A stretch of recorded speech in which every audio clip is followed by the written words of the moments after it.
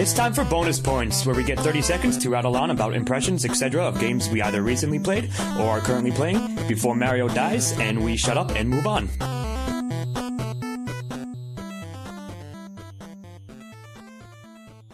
Alright, so I played The Vanishing of Ethan Carter. I liked it overall. It's very atmospheric.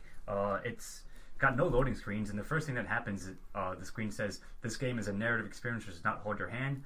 Found that to be true. The puzzles were well designed overall, not overly complex. I wouldn't say simplistic either, but they were clever, and had as I said, a very nice atmosphere, sort of Lovecraftian feel to it. So I enjoyed it. Check it out.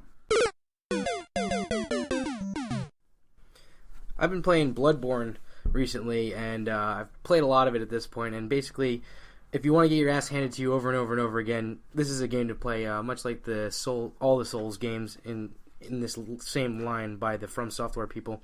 They introduce a gun in this game, which makes the gameplay a lot faster than hiding behind a shield. It's a lot less passive.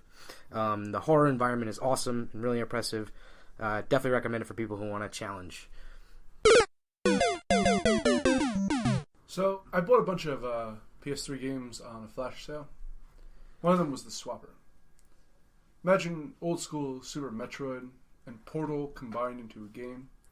That's basically what it is. It's a puzzle game. No enemies. You're just going around this derelict spacecraft trying to figure out what's going on. If that sounds like it appeals to you, check it out. I also played Styx, Master of Shadow, which was one of the free PSN games they handed out like in the past week or two. It's basically a stealth game. You play a goblin going on a big castle built by elves and doing basically Assassin's Creed stuff, like stealthing around, stuffing out lights, taking down guys, etc., sneaking around trying to find items. It has a nice stylistic art to it, and it's perfectly fine as a stealth game. I enjoyed it, and I'm probably going to play more of it after this. I also picked up Another World, the 20th Anniversary Edition.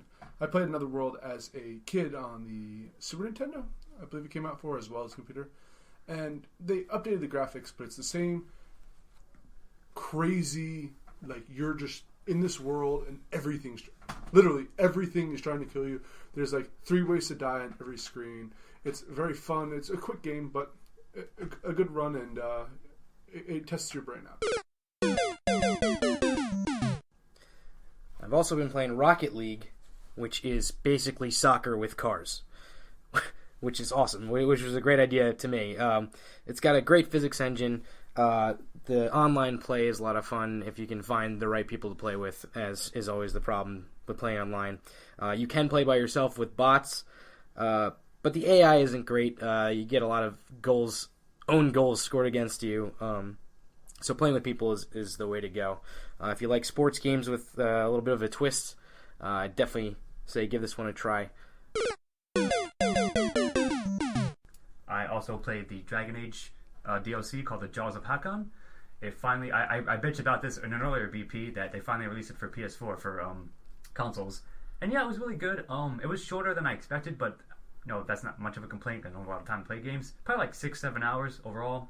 They introduced a new area, new enemies, and a new dragon, of course, and the story connected well enough to the original. So I would say, if you're a fan of Dragon Age, you definitely check it out. It's well worth it.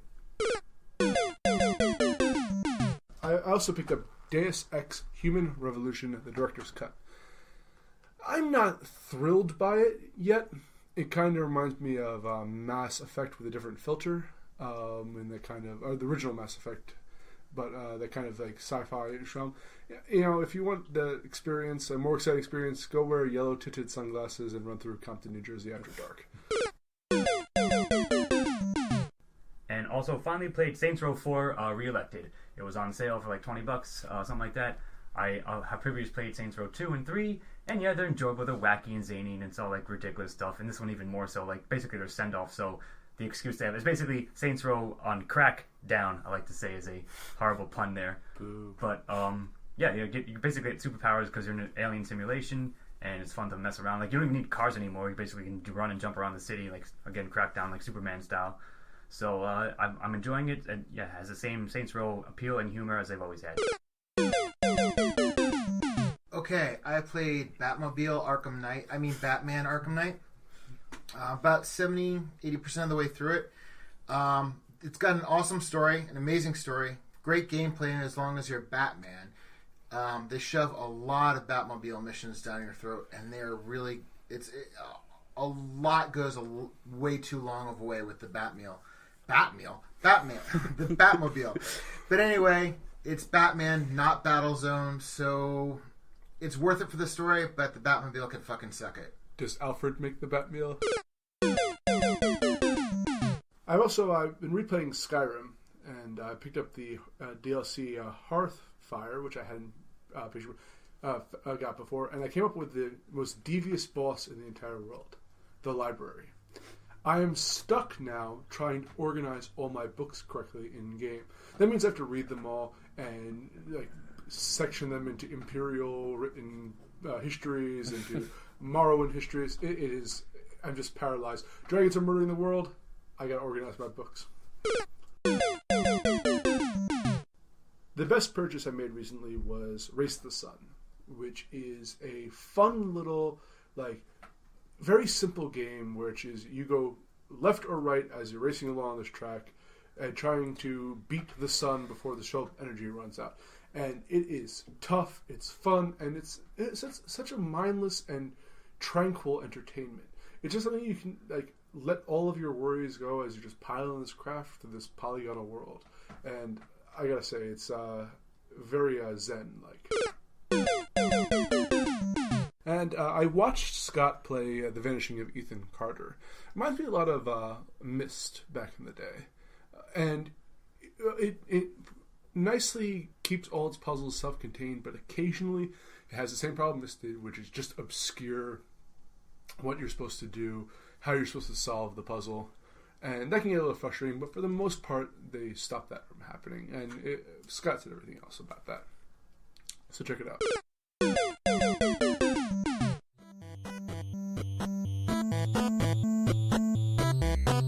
This has been Syntax Error. Thank you as always for listening, and we will see you next time. Music by Stephen Ormosi. Editing and engineering by Scott Thurlow. Syntax Error is part of a Lost Signals Productions. All rights reserved.